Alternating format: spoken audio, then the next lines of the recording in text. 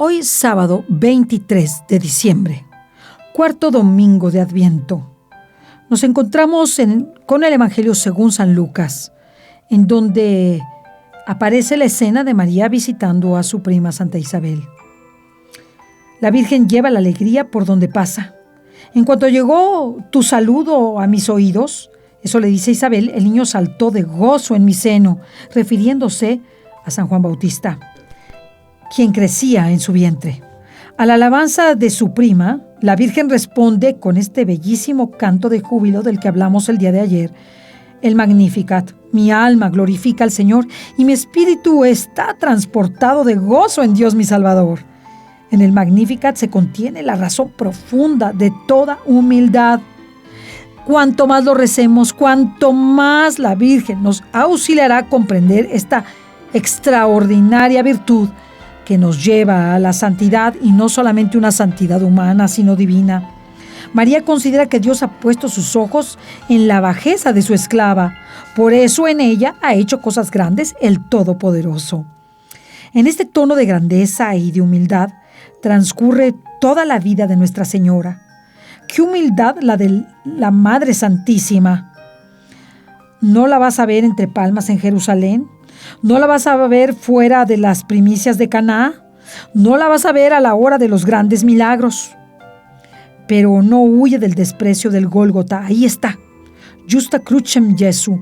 Junto a la cruz de Jesús está su madre. No buscó ninguna gloria personal. Ninguna. La virtud de la humildad que tanto se transparenta en la vida de la Virgen es la verdad. Es el reconocimiento verdadero de lo que somos y valemos ante Dios y ante los demás. Es también el vaciarnos de nosotros mismos y dejar que Dios obre en nosotros con su gracia. Es el rechazo de las apariencias, de la superficialidad. Es la expresión de la profundidad del espíritu humano. Es condición de su grandeza. La humildad se apoya en la conciencia del puesto que ocupamos frente a Dios y frente a los demás, frente a los hombres. Y en la sabia moderación de nuestros siempre desmesurados deseos de gloria. Nada tiene que ver esta virtud con la timidez, con la pusilanimidad o con la mediocridad. No se opone a que tengamos conciencia de los talentos que Dios nos ha dado, ni a disfrutarlos plenamente con un corazón recto. La humildad descubre que todo lo bueno que existe en nosotros, tanto en el orden de la naturaleza como en el de la gracia, a Dios pertenece, viene de Él, porque su plenitud la hemos recibido nosotros con la gracia y de la gracia. Y esa la han recibido todos, la hemos recibido todos, hermanos.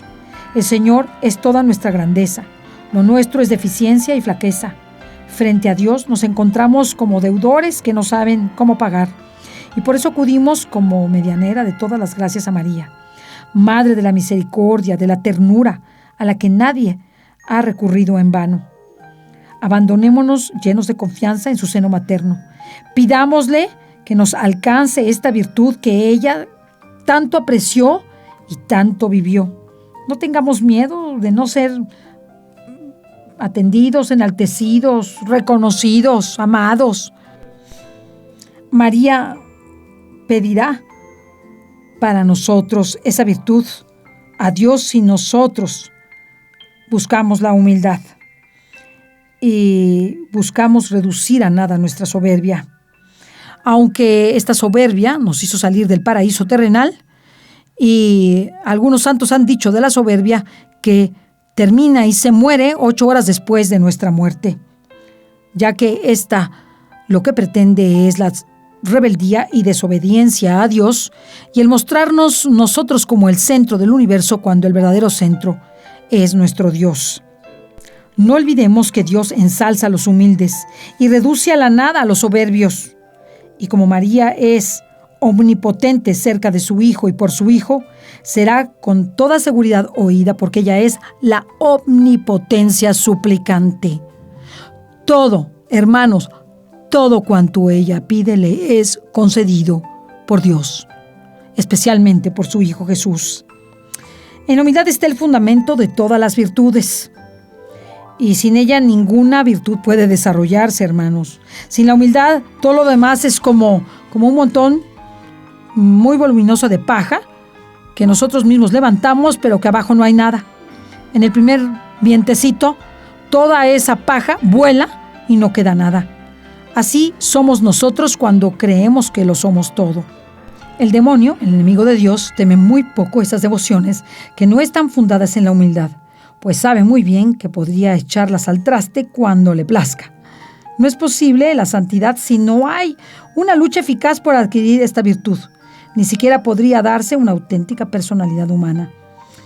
El humilde tiene además una especial facilidad para la amistad, incluso con gente muy diferente, con gustos muy diferentes, con cosas que incluso podrían considerarse hasta raras, de edad, de nacionalidad, de lenguaje, pero su alma humilde pues lo prepara para un apostolado universal, más allá de lo personal.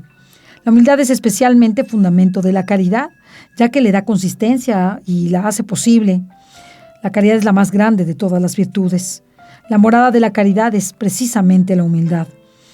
Esto lo decía nuestro padre San Agustín. En la medida que el hombre se olvida de sí mismo, puede preocuparse y atender a los demás. Muchas faltas de caridad han sido provocadas por faltas previas de vanidad, de orgullo, de egoísmo, deseos de sobresalir, de ser reconocido, de ser amado, de ser un personaje importante. Y estas dos virtudes, humildad y caridad, son las virtudes madres a través de las cuales las demás se unen y las siguen. El que es humilde no gusta de exhibirse. Sabe bien que no se encuentra en el puesto que ocupa para lucir y recibir consideraciones, sino para servir, para cumplir una misión. No te sientes en el primer puesto, dice el Señor. Por el contrario, cuando seas invitado, ve y siéntate en el último lugar. Y si el cristiano se encuentra entre los primeros puestos, ocupando un lugar de preeminencia, sabe que este motivo de excelencia se lo ha dado Dios para que sirva a los demás a partir de esa excelencia que ha recibido del Altísimo y que no le pertenece. Y que es este testimonio de humildad el que servirá para contribuir al bien ajeno y para ayudar a los demás a acercarse al Señor. Hemos de estar en nuestro sitio, no en un lugar que nosotros nos inventamos, tanto en las conversaciones como en la familia, como en el trabajo, trabajando cara a Dios y evitar que la ambición nos ofusque, mucho menos convertir la vida, llevados por la vanidad, en una loca carrera por puestos cada vez más altos, para que los demás nos vean solamente a nosotros, para los que quizá no servimos ni siquiera, puestos que nosotros nos inventamos y que solamente es para tener un lugar frente a los demás que no nos corresponde. Más tarde tendremos que humillarnos porque no pudimos realizar la voluntad de Dios, ni mucho menos realizar aquel puesto que nosotros nos inventamos, creando en nosotros el profundo malestar de sentir que no estamos en el lugar que nos corresponde y para el que tampoco estábamos dotados. Esto no se opone a la llamada del Señor para hacer rendir al máximo nuestros talentos, con muchos sacrificios a la hora del aprovechamiento del tiempo. Reconocer nuestros talentos es nuestra obligación también.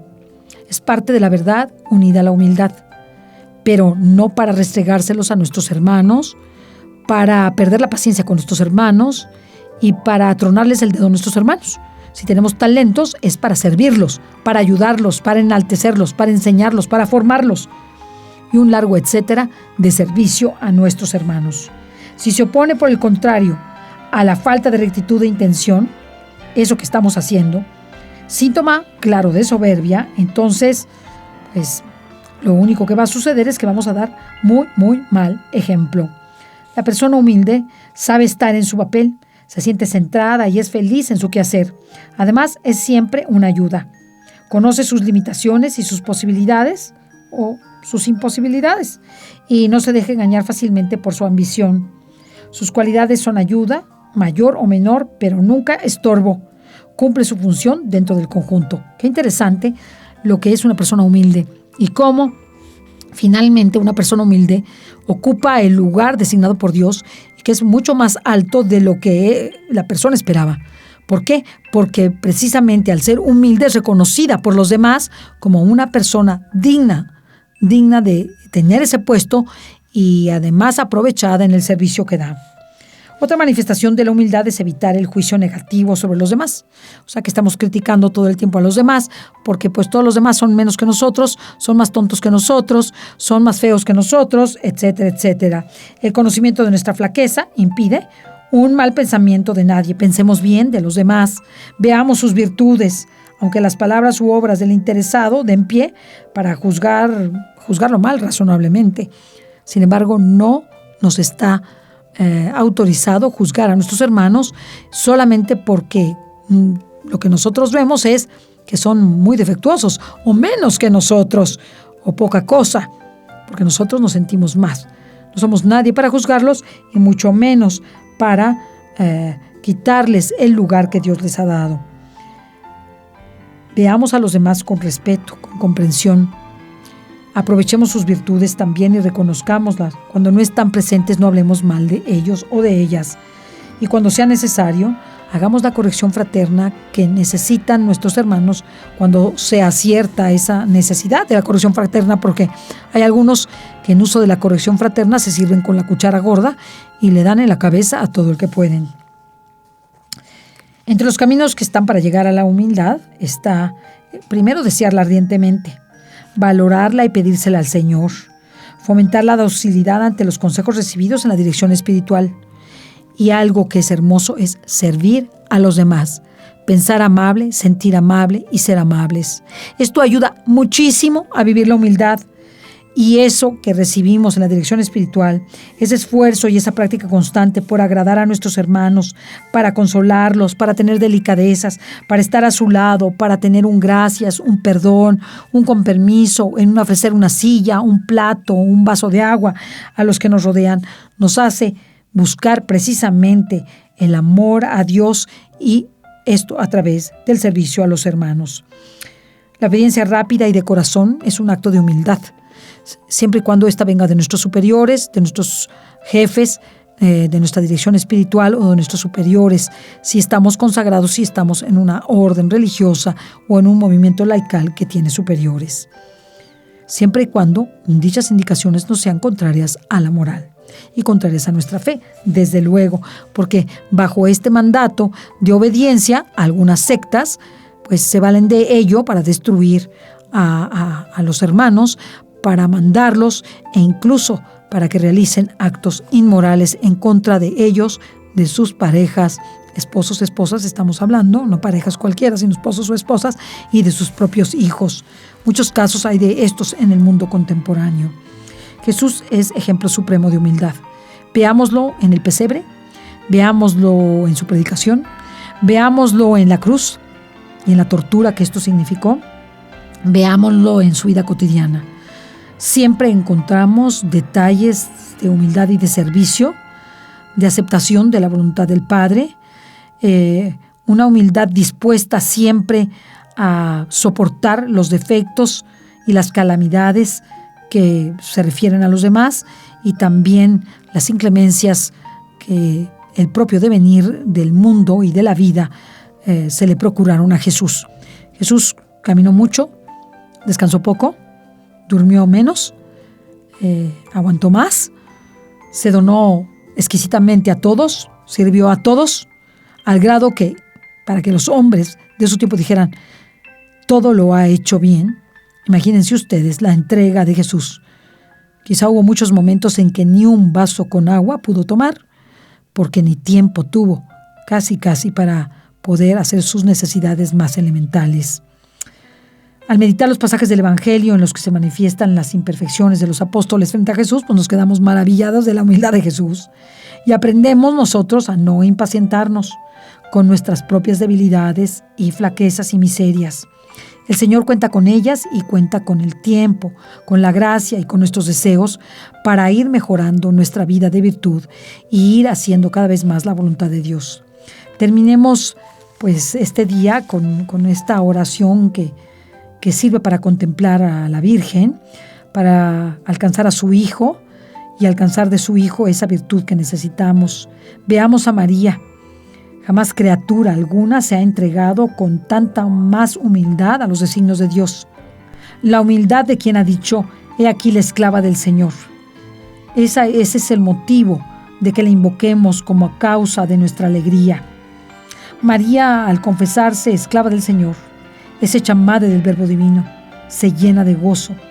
Que este júbilo suyo, de madre buena, no nos pegue a todos nosotros que salgamos, que este júbilo suyo, de madre buena, se nos pegue a todos nosotros, que salgamos en esto a ella. Imitemos a la Santa María para que parezcamos cada vez más otros Cristos. Seamos humildes. Qué grandeza la de Jesús que escogió esta madre. Qué amor el de Jesús que nos dio a su madre por madre, y no es algo metafórico, no es algo solamente místico, sino real. El conocimiento que María tiene de nosotros le deviene a que junto con su Hijo nos vivió en nuestra vida y murió con nosotros en nuestra propia muerte desde que Jesús estuvo en su propio vientre. La naturaleza de esta madre amable que nos cuida y que nos consuela y que nos forma, es extraordinaria. No escogió Jesús a cualquier persona, escogió a una criatura perfecta, a una criatura sin pecado original, a una criatura agradecida y humilde, a una criatura que aceptaría como vocación la de ser madre, madre de todos los hombres, buenos, malos, pecadores, santos, mártires, desgraciados, con gracia, extraordinarios, ordinarios, inteligentes, tontos, hermosos, no tan hermosos. Aceptó ser madre de todos los hombres, de todos los tiempos. Vayamos a esa madre que nos conoce tanto como Jesús y que, dándonos su maternidad, nos muestre el rostro de su Hijo Jesús, su humildad para tratarle y su humildad para servir a Jesús y en nuestros hermanos al Padre Celestial. Que así sea. Muchas gracias.